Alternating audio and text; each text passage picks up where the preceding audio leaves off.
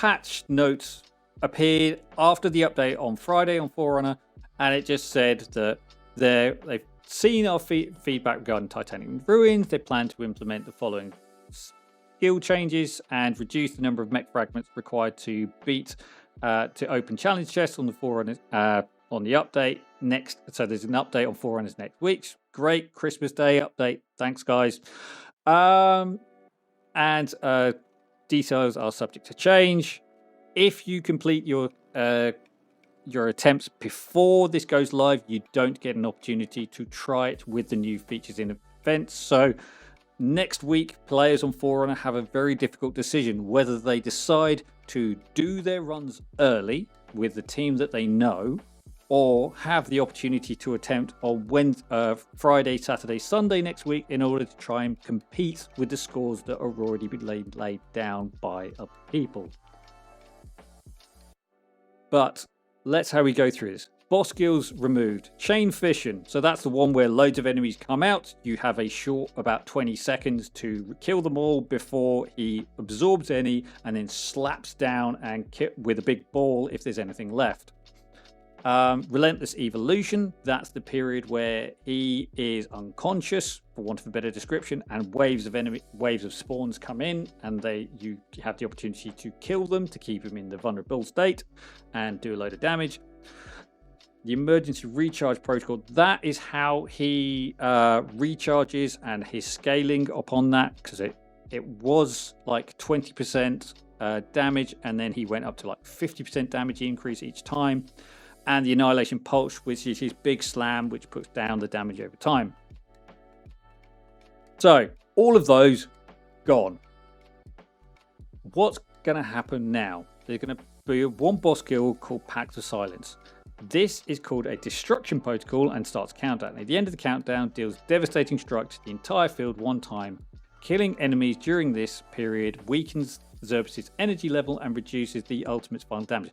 So that, I think, is the replacement for chain fission to me. So that's going to be the same sort of thing. So rather than it being as big which to me actually sounds like the same skill, they've just given it a bit of a new name. But they're saying that by killing the enemies, you've got more time to it reduces the countdown, so you've got more opportunity to kill the other enemies, which is good, because especially in the later levels where there's later stages, there's more enemies, and it's harder to kill them all within the timer. Right, next up, Decay Overflow reduces an energy wave covering the entire field, dealing instant damage to all enemies and inflicting a stack or continuous damage. That is the Annihilation Pulse. Stacks are affected by energy transfer, which is another skill further down, and can be dispelled. Okay. Focus Strike. And Focus Strike remains, but they are removing the death penalty. So that's when, if the unit he's targeting is killed during the Focus Strike, then it basically introduces a massive pulse, which takes out most of your team, unless they have unyielding, and can pretty much end your run. So that means that tanks are going to be more viable in this content, which is something which hasn't been for a while. Energy transfer. So whenever an enemy unit is... Now this wording is interesting. Whenever an enemy unit naturally perishes, Zerbus' energy level increases. At each level, all monsters attack and max HP... each level increases all monsters attack and max HP by 1%. That could scale very, very fast if, depending on what they mean by naturally perishes. Okay. Optimize boss skills casting logic. I'm hoping that means they give you a bit more breathing room, because the waves between Annihilation Pulse, you couldn't always get your cleansers out to cleanse your team in time, so it was quite challenging. Removed the skill Overload Chaos and removed the monster skill Charged Shot. Okay. They've added something called Sacrificial Bind, which means any monster naturally perishes, it fires an energy bullet at Zerbus, dealing minor damage. Upon hit, each energy bullet permanently increases the energy level of Zerbus and all remaining enemies on the field by 1. So that's basically energy transfer. So it's basically saying when they die, they transfer their energy to Zerbus. It's unfortunate that the two skills are called something different because it makes it sound a lot worse than it is. Anyway, they've adjusted the initial attributes for the boss and common monsters and adjusted the spawn mechanism for common monsters. Let's just jump over to Zerbus so we can have his skills in the background while this is talking. But those are big skills. The other big thing that you may not be aware, as you can just see behind Sebastian here, is they've changed the thresholds for each of the damage tiers. It now goes from 2,000 points up to 250,000. So previously the rewards are identical to the existing 320k chests and the 8k chests on the global server. So these are unchanged rewards. The thresholds have changed. Okay. All right. So with the chest, the threshold change, this is the first indication to me that they finally realized that they were not going to be able to implement a very healthy system to allow top players to be able to reach the top chest without really breaking the roster construction of the game, right? So it would just be like games that have failed in the past before, where you would just have to get the next best unit to really beat the end game and then you just leave everything that you had developed in the past. You just had leave it behind. It's like you're never gonna use them again. Now there is still some of this in Watcher Realms, where some of the heroes that you may be able to easily get early on, yes, you're gonna develop them, you're gonna use them, they're gonna be able to facilitate you to get to the end game, but eventually you just leave them behind, right? You're just never gonna use them. Sorry, Azor. Yes, at one time you might have been fun, but now there's really no use for you. So you're just gonna be somebody that's in the background that you might use in a faction trial eventually. You know, it's kind of like a deal, like type of deal, right? Who did you just mention earlier? Orem. Yeah, you just said, hey, we're not using him anywhere, but guess what? These 3 levels that just opened up, that might be his time to shine. So that's where you're gonna use him. So okay, so somebody told them at this conference in the Moonton headquarters saying, guys, I think something's amiss here. People are not getting there with the rosters that we're able to give them, with the gear that they have, with the availability in terms of what we've done with Molric and trying to enhance artifacts and gear. They're not going to be able to get there. So how do we adjust for this? Okay, so here comes the adjustment. Number 1, chest threshold. Number 2, how the boss works. Okay, so this is what we're saying at the beginning, right, Arturos? Why do they release content that is so freaking above the game that then they're going to have to either work for people to get there with new heroes, or they're going to have to implement some type of system to allow people to enhance their gear, their artifacts, much more above than what it is now? So the response is, we're just going to wipe the skills and we're going to readjust them and name them differently.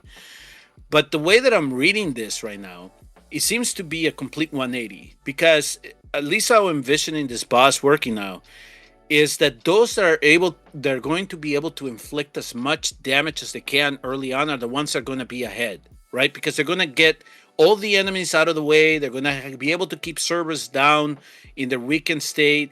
And at the same time, you're not going to be able to allow him to get that power up, the energy, right? That enhancement in attack and HP. Yeah.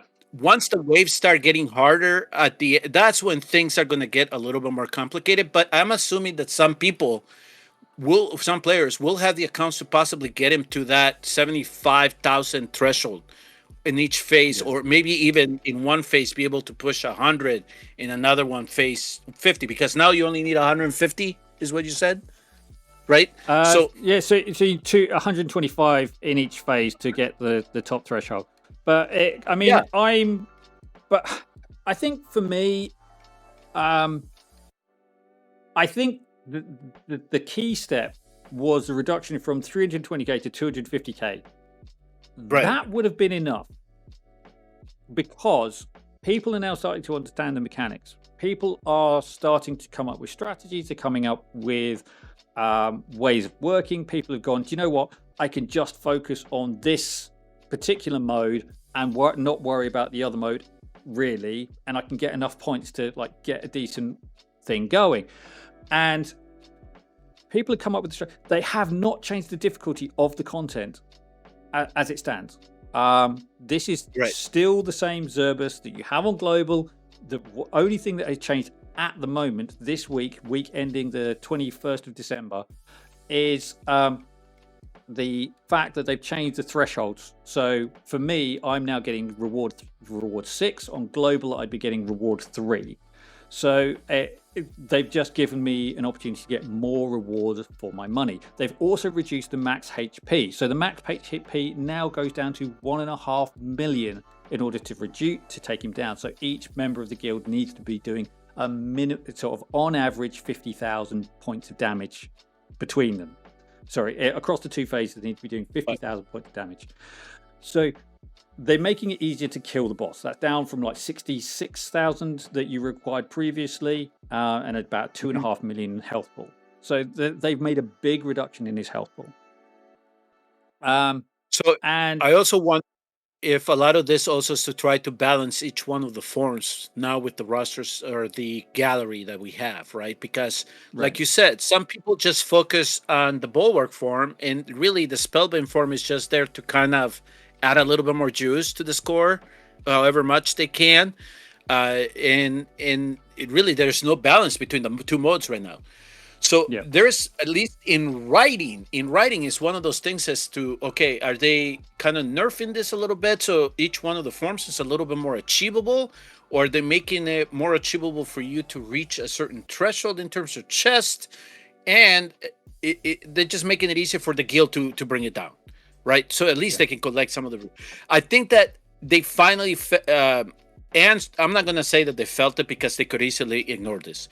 But I think that they finally saw the amount of pressure that they were putting on people to interact with this mode.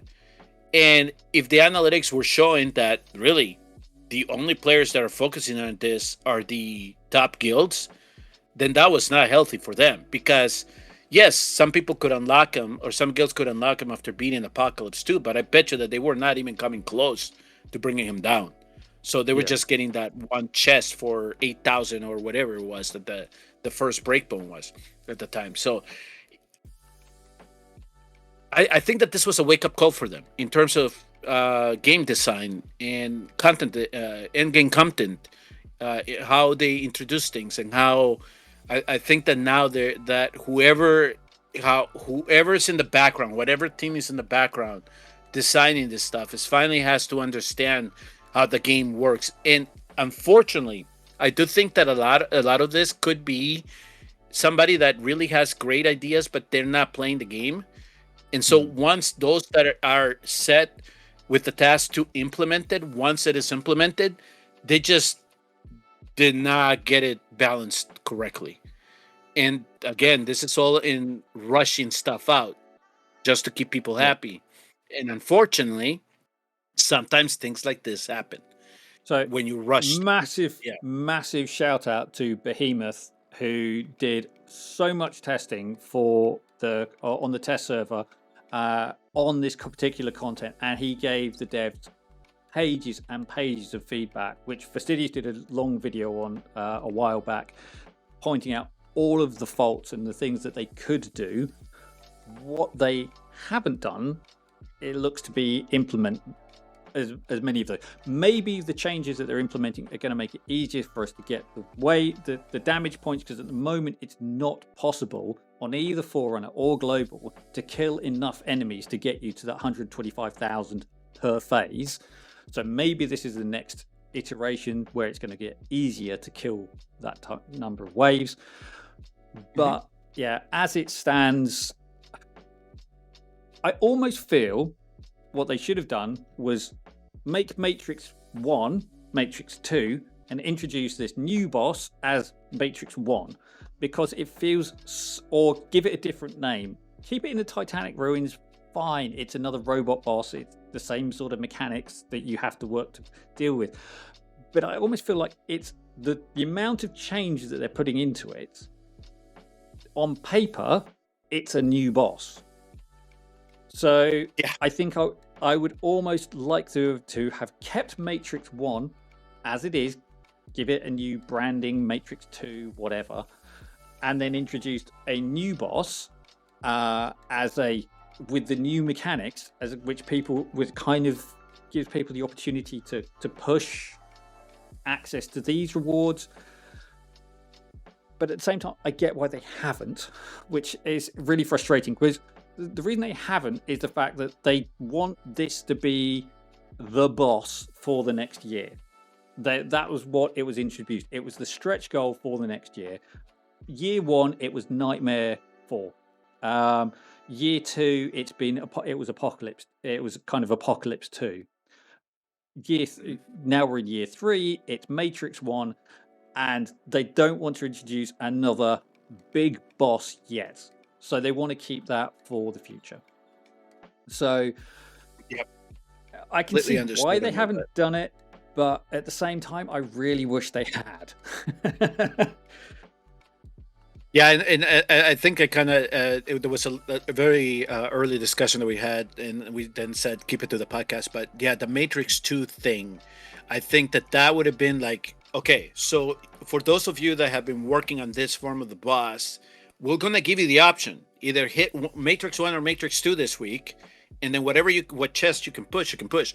But then it would have introduced different type of rewards for each one of the modes, right? So then they would have to readjust the chest and everything.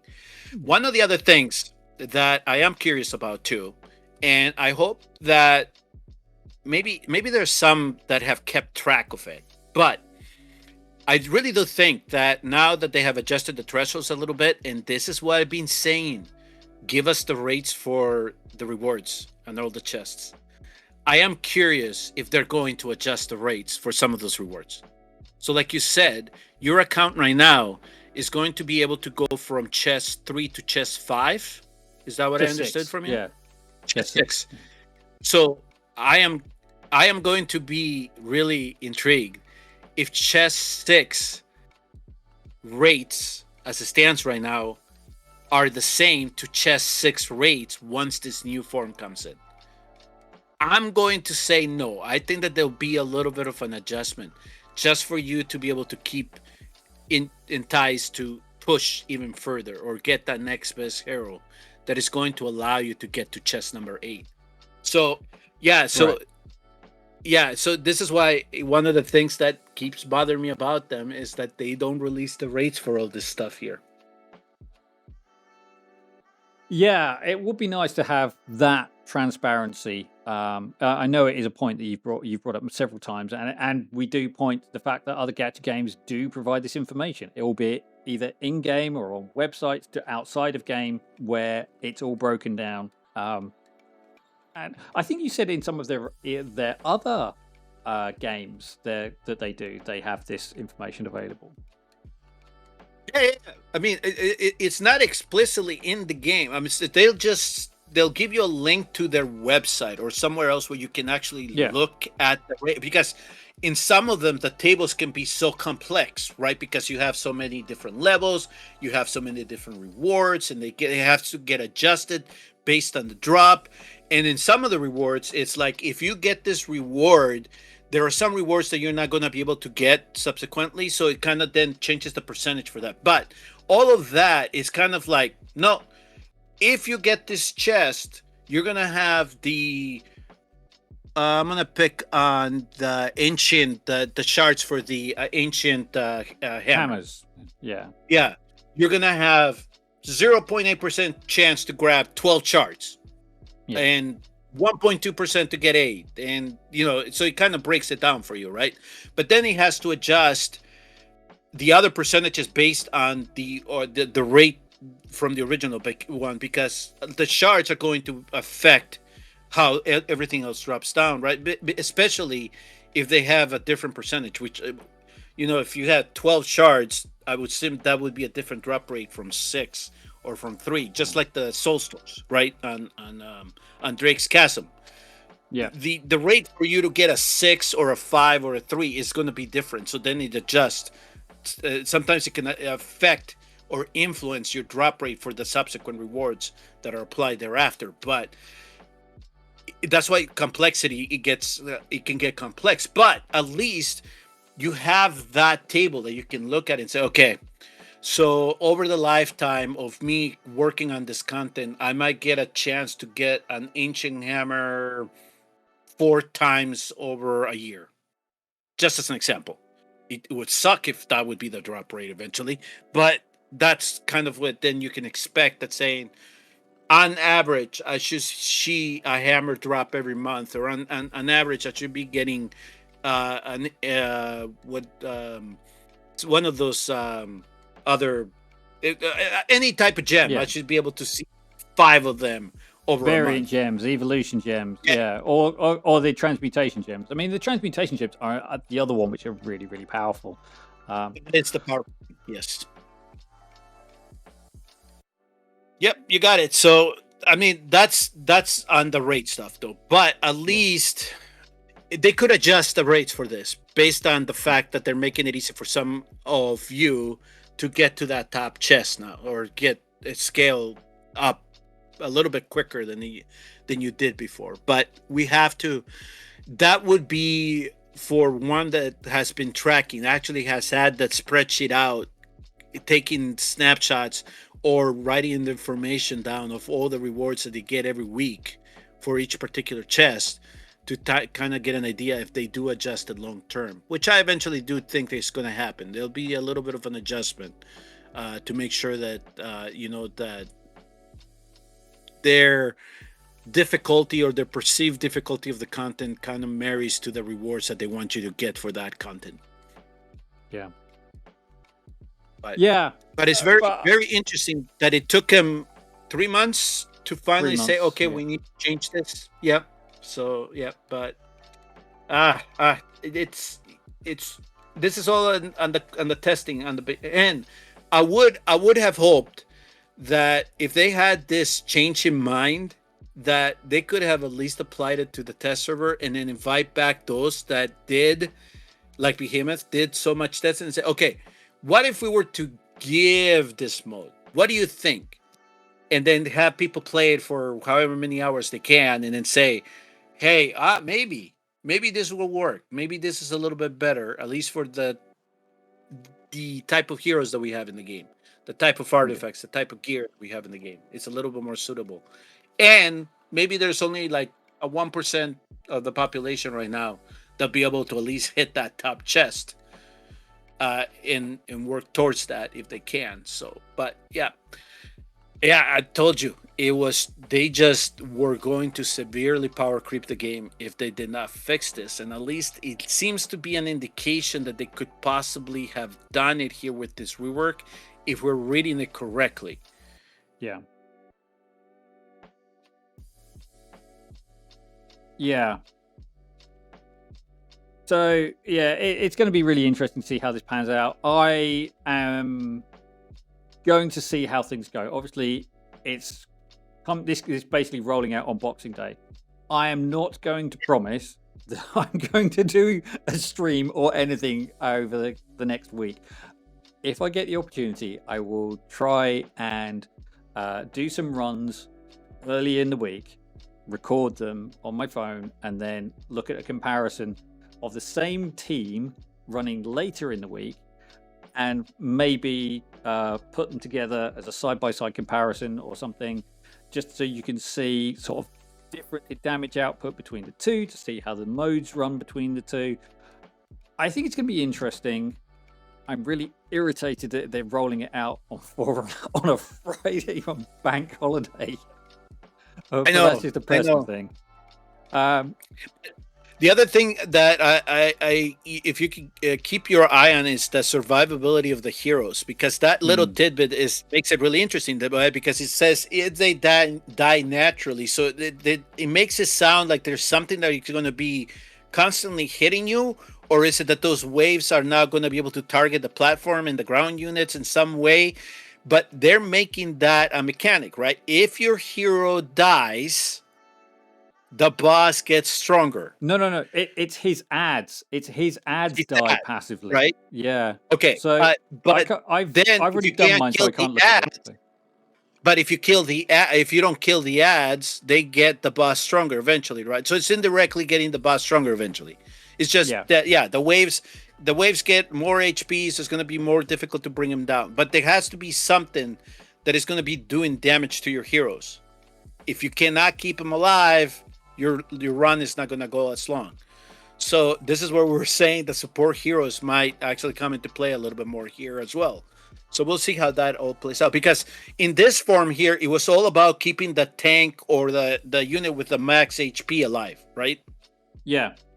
Yeah. Yeah. Now it doesn't seem that, well, there's still going to be the focus strike, but you're not going to have the punishment that goes with it, right? So it's going to be just trying to keep everything alive there. So yeah, it's that little bit of twist is going to be interesting to see how that incorporates into the whole game mode.